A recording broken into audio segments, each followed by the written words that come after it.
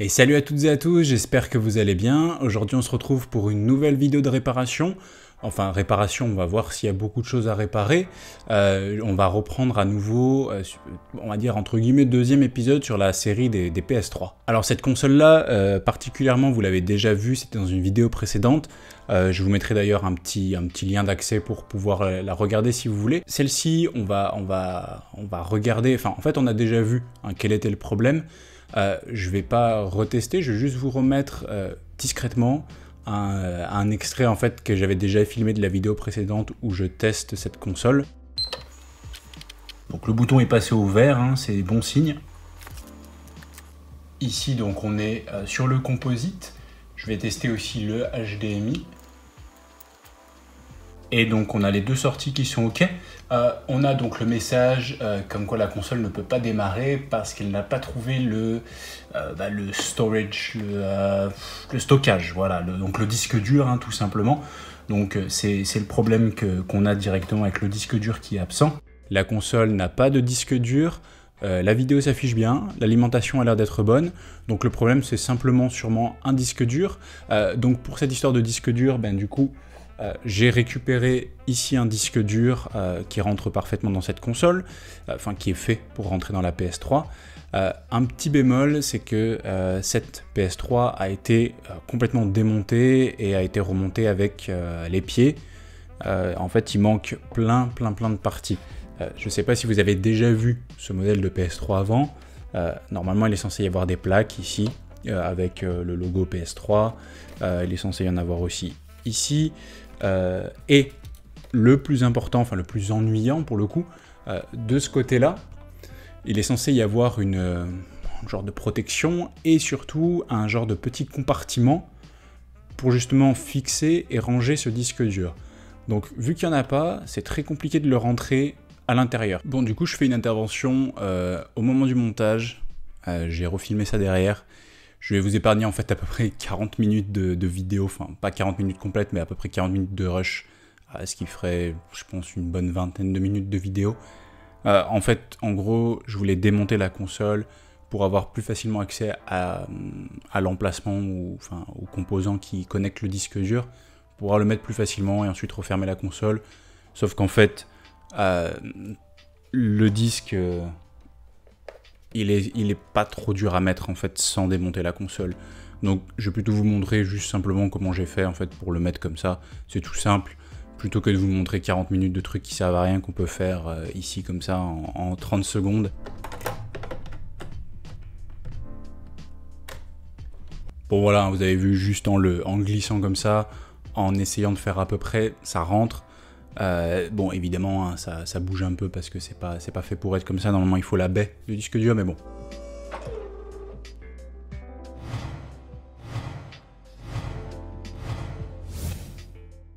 Bon, vu que la console m'a été donnée déjà un peu démontée, les vis seront beaucoup plus facilement accessibles, donc on va avoir besoin d'un embout d'abord cruciforme pour certaines vis sur la console, et également d'un embout Torx.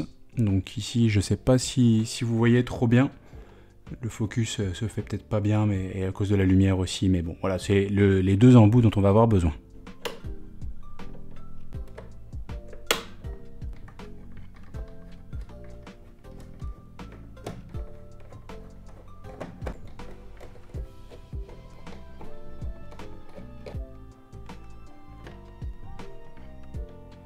On a plusieurs vis ici, sous les petits pads, tout ça. Ce qui me semble étrange, c'est qu'il y a un petit sticker qui a été rajouté. Donc en gros, ça a été revendu et qui est ajouté par-dessus une des vis. Normalement, habituellement, Sony, c'est là où ils mettent leur étiquette de garantie. Là, c'est un truc différent. Ce qui me fait dire que ça a peut-être potentiellement pas été ouvert, ou alors que ils ont ouvert, ils ont vu que ça marchait pas, et ils ont refermé en mettant ça, ce qui me paraît bizarre. Je trouve ça assez étrange, surtout pour me la donner ensuite. Peut-être qu'ils avaient prévu de la vendre, j'en sais rien. Mais bon, en tout cas, on va devoir s'occuper de ça et enlever quelques vis ici.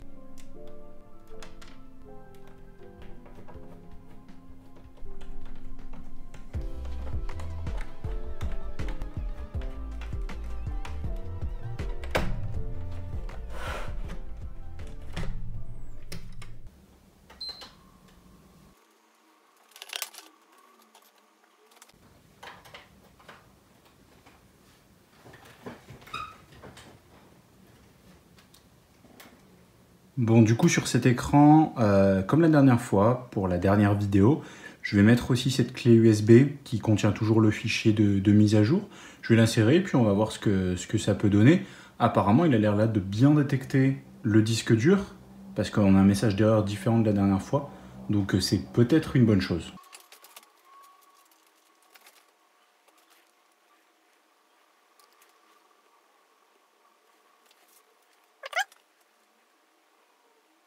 Franchement, ça, ce qu'il y a là actuellement, c'est hyper bon signe. Franchement, si ça repart, c'est trop cool.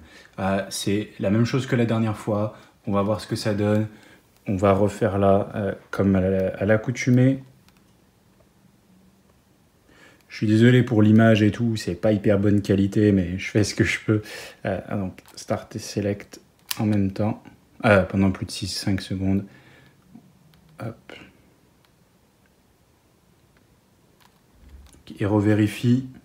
Franchement, ça, encore une fois, trop bon signe. C'est comme la dernière fois, on repasse par les mêmes étapes. Ça se trouve, cette PS3 en fait était aussi uniquement bloquée au niveau du software.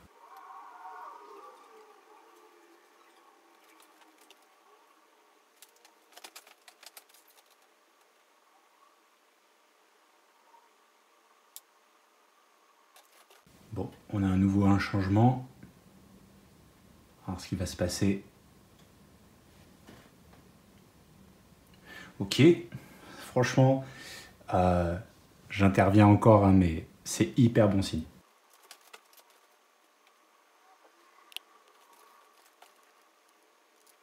Franchement, là, ça a l'air bon. Je suis vachement excité là, parce que ça fait la deuxième PS3 avec, on va dire, quasiment le même problème. Le mec m'avait bien dit hein, qu'elle marche pas. Elle marche pas, c'est sûr. Et alors bon, évidemment, elle est en pièces, il manque plein de trucs. Mais là, franchement, ça a l'air vraiment de bien y aller là.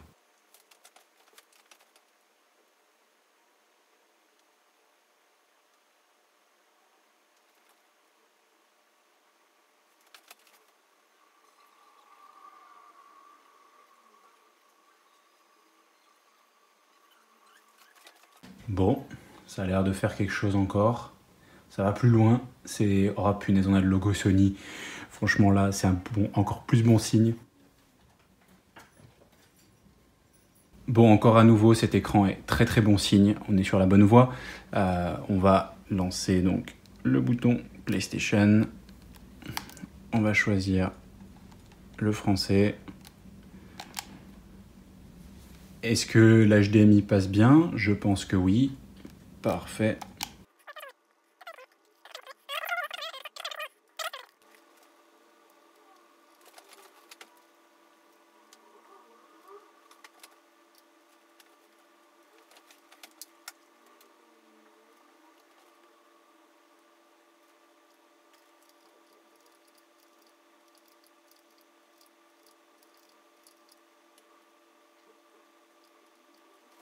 Oh punaise, je crois que c'est bon.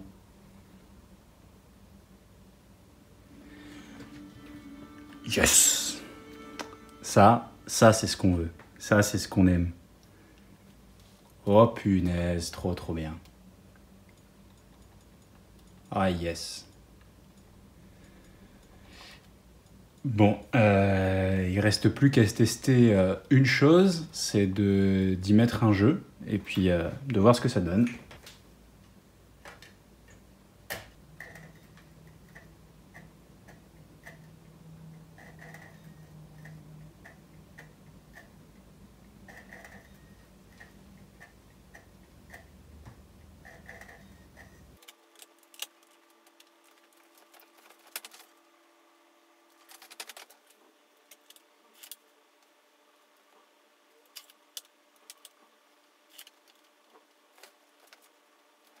Bon, il n'y a pas l'air d'y avoir de détection au niveau du disque. Je vais investiguer un petit peu plus. Bon, et ben les amis, trop content de cette réparation. Franchement, le top.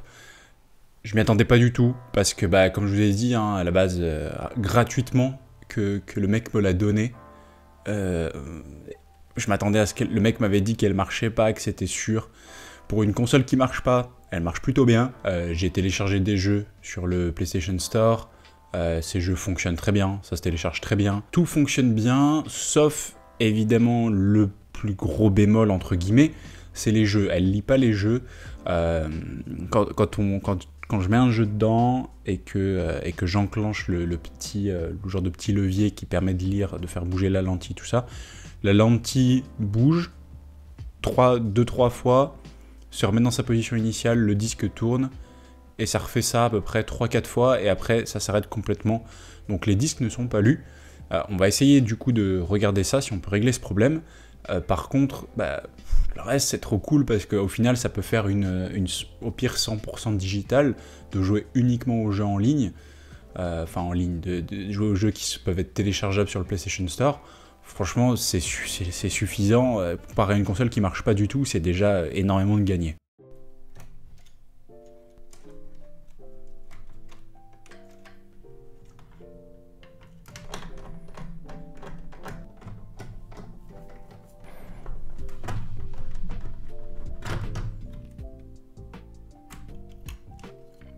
Bon, ce qu'on sait sur ce lecteur de disque, c'est que le moteur semble fonctionner, ça a l'air de tourner.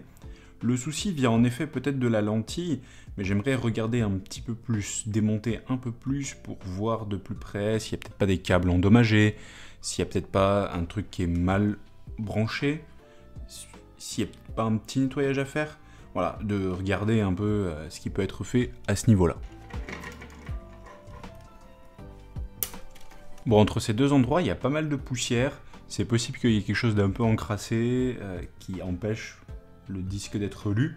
On va regarder ça d'un peu plus près. Il y a des traces un peu partout à ce niveau-là. Je sais pas aussi si vous voyez ici, c'est un petit peu renfoncé sur le petit QR code.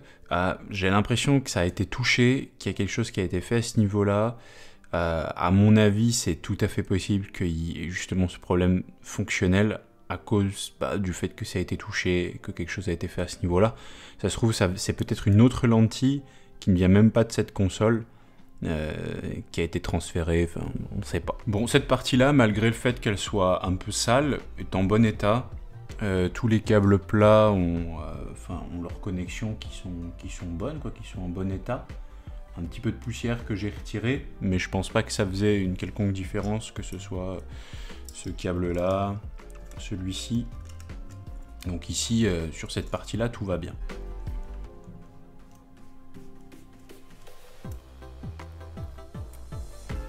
Oh, il y a un endroit ici qui est très rouillé. Je pense que vous voyez la rouille là-dessus, à cet endroit-là. Et on en a du coup juste ici. Je sais pas si vous arrivez bien à voir, si le focus se fait bien. Mais on a pas mal de rouille à ce niveau-là et c'est tout à fait possible que ce soit ça qui crée le problème.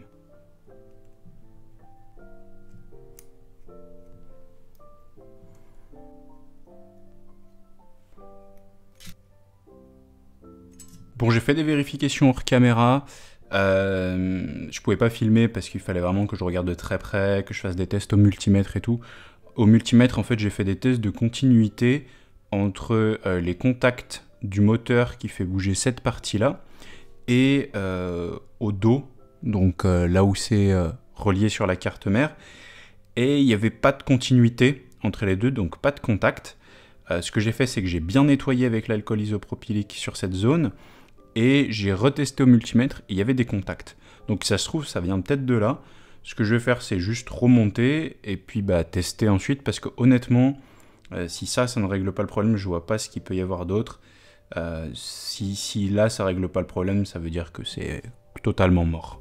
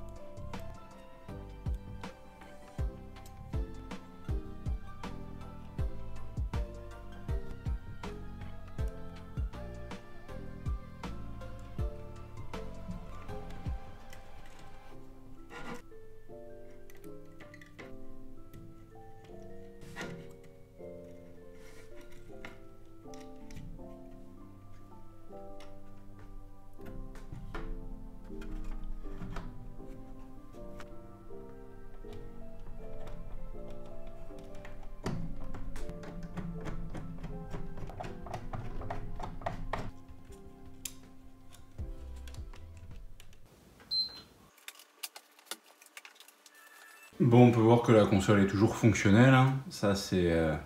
il n'y a pas de problème à ce niveau-là.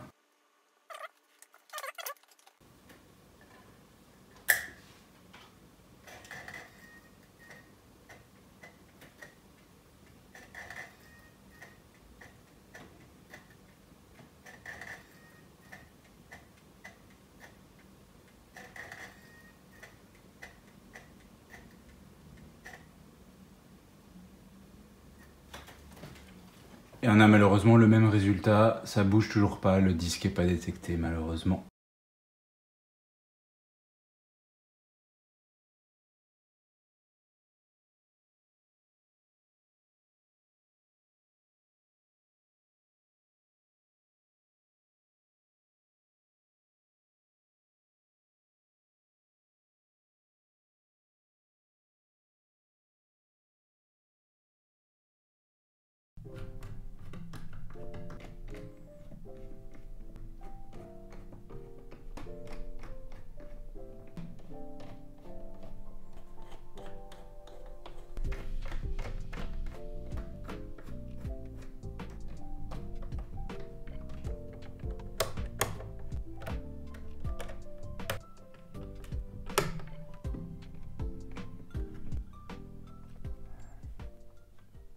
Bon, c'était une réparation avec plein de rebondissements. Malheureusement, comme vous avez pu le voir, on n'a pas réussi à réparer le lecteur de disque. C'est malheureux parce que c'est un peu ce qui fait quand même l'âme du console, hein, c'est de pouvoir jouer avec les disques. Après, comme je disais, ça en fait pour le coup une console pour le moment 100% digitale parce que c'est possible dans l'avenir que je trouve une autre console ou un lecteur ou une lentille ou lecteur de disque qui pourra fonctionner. Donc à ce moment-là, je le remplacerai si jamais ça arrive. À mon avis, je pense, avec tous les tests que j'ai faits, que c'est bien la lentille qui est défectueuse, parce que le disque tourne, la lentille bouge un petit peu, il y a le petit icône à l'écran de la PS3 qui dit qu'il cherche quelque chose, et au final ne trouve pas. À mon avis, c'est la lentille qui est plus bonne, mais bon, pour le savoir... Si c'est vraiment la lentille qui est plus bonne, il faudrait un remplacement, une qui fonctionne pour pouvoir tester. Bon là en l'occurrence, en tout cas, sans le lecteur de disque, elle fonctionne quand même très très bien. Je suis super content parce que pour une PS3 qui m'a été donnée gratuitement, du coup, hein, je le répète, d'en avoir une fonctionnelle, parce qu'elle fait fonctionner les jeux en ligne, du coup, hein, enfin les jeux que je télécharge sur le PlayStation Store et que je mets sur le disque dur. Honnêtement, il y a de quoi faire, parce qu'en plus je crois que le disque dur fait 320 Go. Les jeux de PS3 sont pas si lourds que ça, et puis une fois qu'un jeu, vous y avez joué, vous pouvez le supprimer, en réinstaller un autre, enfin bref, il y a de quoi faire au final, comme console purement digitale, et aussi à rappeler que ça peut être modé, donc il y a des possibilités. Voilà, bon du coup on va s'arrêter là pour cette vidéo. J'insiste encore, hein, je suis hyper content d'avoir pu la ressusciter parce qu'elle était censée pas marcher du tout, et vu qu'elle m'a rien coûté, c'est quand même vachement sympa de pouvoir quand même jouer aux jeux du PlayStation Store. Donc n'hésitez pas à mettre un petit pouce bleu si vous avez aimé vous aussi la vidéo. N'hésitez pas également à vous abonner, il y aura d'autres vidéos, peut-être une revisite de celle-là, et encore d'autres consoles, et d'autres téléphones, tablettes et tout ça, il y aura d'autres choses. N'hésitez pas non plus à mettre des petits commentaires, dire ce que vous en avez pensé. Pour ceux qui sont abonnés, n'oubliez pas la petite cloche, allez me suivre aussi si vous voulez sur les réseaux sociaux, Instagram, tout ça. En tout cas, j'espère que vous aurez appris et retenu des choses. On se retrouve très vite pour une prochaine vidéo. Ciao!